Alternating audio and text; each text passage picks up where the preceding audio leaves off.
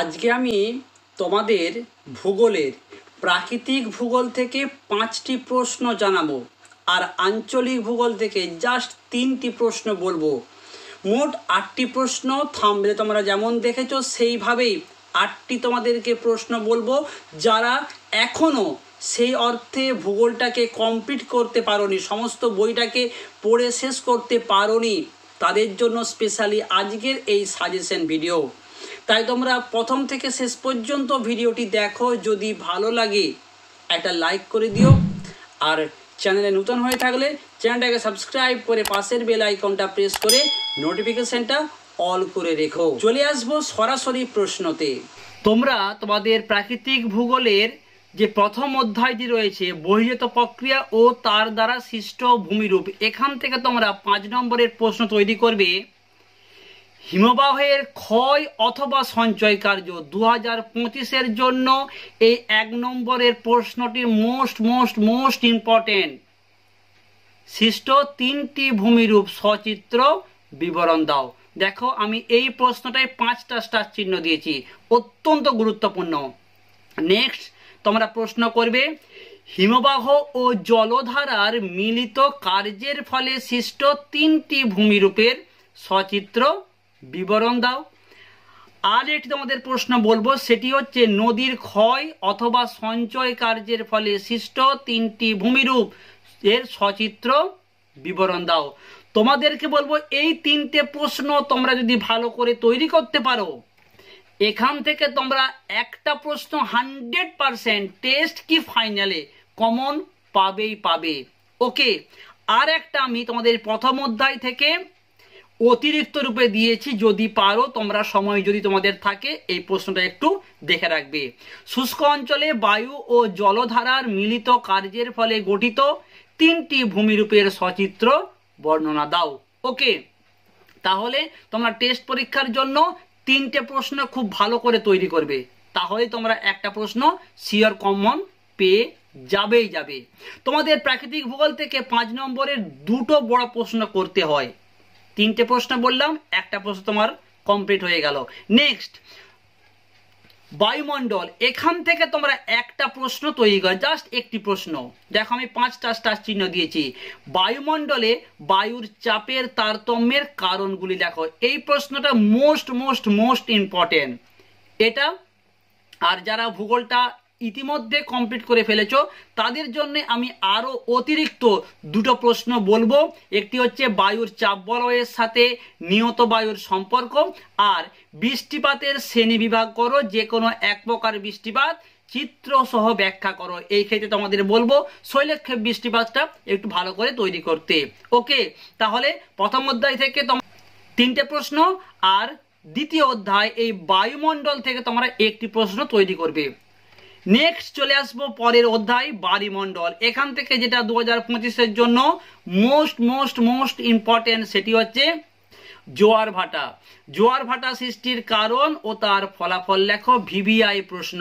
এর পাশাপাশি আমি আরো 2টো প্রশ্ন বলবো, সেটি হচ্ছে সমুদ্র স্রোত সৃষ্টির কারণ কি, আর সমুদ্র স্রোত সৃষ্টির নিয়ন্ত্রকগুলি লেখো। ওকে, তোমরা এই প্রশ্নগুলি ভালো করে তৈরি করে নাও। টেস্ট পরীক্ষার পাশাপাশি ফাইনাল পরীক্ষাতেও শিওর তোমরা কমন পাবে। তোমাদের আমি বলি যে আমি এক্সট্রা করে কেন প্রশ্নগুলো বললাম। দেখো, টেস্ট পরীক্ষায় আমাদের রাজ্যে অনেক স্কুল রয়েছে এবং প্রত্যেকটা স্কুলের স্যারেরা কিন্তু তাদের মতন প্রশ্ন করেন। কেউ হয়তো একটু সহজ প্রশ্ন করে, আবার কেউ হয়তো ঘুরিয়ে প্রশ্ন করেন। সেই জন্য তোমাদের আমি এক্সট্রা করে কিছু প্রশ্ন বললাম। তবে মোস্ট ইম্পর্টেন্ট যে প্রশ্নগুলো সেগুলো কিন্তু 5টা করে আমি স্টার চিহ্ন দিয়েছি। অবশ্যই তোমাদেরকে সেই প্রশ্নগুলি তৈরি করতে হবে। যারা এখনো সেই অর্থে সিলেবাসটাকে শেষ করতে পারোনি, তোমাদেরকে একটু রিস্ক নিয়ে এই প্রশ্নগুলি তৈরি করতেই হবে। এরপরে চলে আসবো আঞ্চলিক ভূগোল থেকে তোমাদেরকে আমি 3টে প্রশ্ন বলবো। এই 3টে প্রশ্ন করলেই তোমরা 2টো প্রশ্ন 100% কমন পেয়ে যাবে। ওকে, তার আগে তোমরা প্রশ্নগুলো দেখে নাও। তোমরা ভারতের প্রাকৃতিক পরিবেশ আঞ্চলিক ভূগোলের যে প্রথম পার্টটা আছে প্রাকৃতিক পরিবেশ, এখান থেকে তোমরা 5 নম্বরের জন্য প্রশ্ন করো 2টো প্রশ্ন।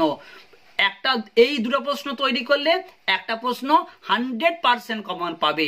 প্রশ্নগুলি কি কি না, পূর্ব উপকূলীয় সমভূমি আর পশ্চিম উপকূলীয় সমভূমির মধ্যে পার্থক্য লেখো, ভিভিআই প্রশ্ন। আর তোমাদের একটি প্রশ্ন বলবো, উত্তর ভারতের নদ নদী ও দক্ষিণ ভারতের নদ নদীর মধ্যে পার্থক্য লেখো। এই দুটো প্রশ্ন 2025-এর জন্য মোস্ট ইম্পর্টেন্ট। তোমরা টেস্ট পেপার বের হলে দেখবে এই দুটো প্রশ্ন ম্যাক্সিমাম স্কুলেতে আঞ্চলিক ভূগোল থেকে প্রশ্ন আসবে। ওকে, আর এখান থেকে আমি আরো তোমাদেরকে এক্সট্রা রূপে দুটো প্রশ্ন দিয়েছি। যারা সিলেবাসটাকে শেষ করে ফেলেছো তাদেরকে বলবো এই দুটো প্রশ্ন তোমরা অবশ্যই ভালো করে তৈরি করবে। 5 নম্বরের পাশাপাশি 3 নম্বরের জন্যও এই প্রশ্নগুলো গুরুত্বপূর্ণ। কি না, ভারতের জনজীবনে মৌসুমী বায়ুর প্রভাব আর ভারতের জলবায়ুর প্রধান 3টি নিয়ন্ত্রক আলোচনা করো। ওকে, নেক্সট প্রশ্নে যাব। তার আগে তোমাদেরকে আমি দুটো প্রশ্ন করব, যে সবার প্রথম সঠিক উত্তর দিতে পারবে নেক্সট ভিডিওতে তার নামটা আমি অবশ্যই ঘোষণা করব। তাই তুমি তোমার নাম লিখে এই দুটি প্রশ্নের সঠিক উত্তরটা কমেন্ট সেকশনে কমেন্ট করে জানাও। প্রথম প্রশ্ন কি, ভারতের দক্ষিণতম বিন্দুর নাম কি? দ্বিতীয় প্রশ্ন, বর্তমান ভারতের অঙ্গরাজ্যের সংখ্যা কটি? তোমার নাম লিখে এক্ষুনি কমেন্ট করে দাও। নেক্সট ভিডিওতে তোমার নামটাই আমি সবার আগে ঘোষণা করব। ওকে, দেখে নাও পরবর্তী প্রশ্নগুলি। এরপর আমরা ভারতের অর্থনৈতিক পরিবেশকে যাব। আমি বলবো তোমাদেরকে স্পেশালি যারা সেই অর্থে এখনো সিলেবাসটাকে শেষ করতে পারোনি, তোমরা এই ভূগোলের প্রাকৃতিক পরিবেশটাকে তোমরা বাদ দিলেও দিতে পারো টেস্ট পরীক্ষার জন্য। এইটুকু তোমরা রিস্ক নিতেই পারো। এই টেস্ট পরীক্ষার জন্য তোমরা কেবলমাত্র ভারতের অর্থনৈতিক পরিবেশটা ভালো করে তৈরি করো। 3 থেকে 4টি প্রশ্ন, এই 3-4টি তোমরা প্রশ্ন করো। এখান থেকে তোমাদেরকে আমি জোর করে বলছি দুটো প্রশ্ন শিওর কমন পাবে। একটি প্রশ্ন কি, প্রত্যেক বছর পরীক্ষায় আসে, আশা করব 2025-এও সিলেবাসে প্রশ্নের যে প্যাটার্ন সেই প্যাটার্ন অনুযায়ী এই প্রশ্নটা থাকবে। প্রশ্নটি হচ্ছে অনুকূল পরিবেশ লেখো। তোমরা যদি মাধ্যমিকের প্রশ্ন দেখবে সেখানে অনুকূল পরিবেশ প্রত্যেক বছর একটা করে কিন্তু আসে। তাহলে তোমরা ভারতের প্রাকৃতিক পরিবেশটাকে বাদ দিয়ে দাও টেস্ট পরীক্ষার জন্য। যারা এখনো সিলেবাসটাকে শেষ করতে পারোনি, আমি আবারও রিপিট করছি, এই অর্থনৈতিক পরিবেশ থেকে অনুকূল পরিবেশ তোমরা ভালো করে তৈরি করো। একটা করলে একটাই পাবে, কি? ধান, গম, চা, কার্পাস।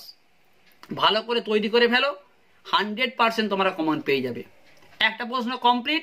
আর একটি তোমাদের প্রশ্ন প্রত্যেক বছর আসে, সেটি হচ্ছে শিল্প থেকে। 2025-এও শিল্প থেকে প্রশ্ন আসবে, এটা আমরা আশা করতেই পারি। তোমরা প্রশ্ন করবে পূর্ব ও মধ্য ভারতে লোহা ইস্পাত শিল্পের কেন্দ্রীয় ভবনের কারণ লেখো। আর তোমাদের একটি প্রশ্ন দিয়েছি, ভারতে শিল্পাঞ্চলে পেট্রোরসায়ন শিল্পের কেন্দ্রীয় ভবনের কারণ ব্যাখ্যা করো। তোমরা টেস্ট পেপার বের হলে দেখবে এই 3টি প্রশ্ন 100টা স্কুলের মধ্যে 99% স্কুলেতে এই 3টে প্রশ্নের মধ্যে দুটো প্রশ্ন থাকবে। তোমরা এই 3টে প্রশ্ন তৈরি করে নাও, এখান থেকে তোমরা শিওর একটা প্রশ্ন কমন পেয়ে যাবে।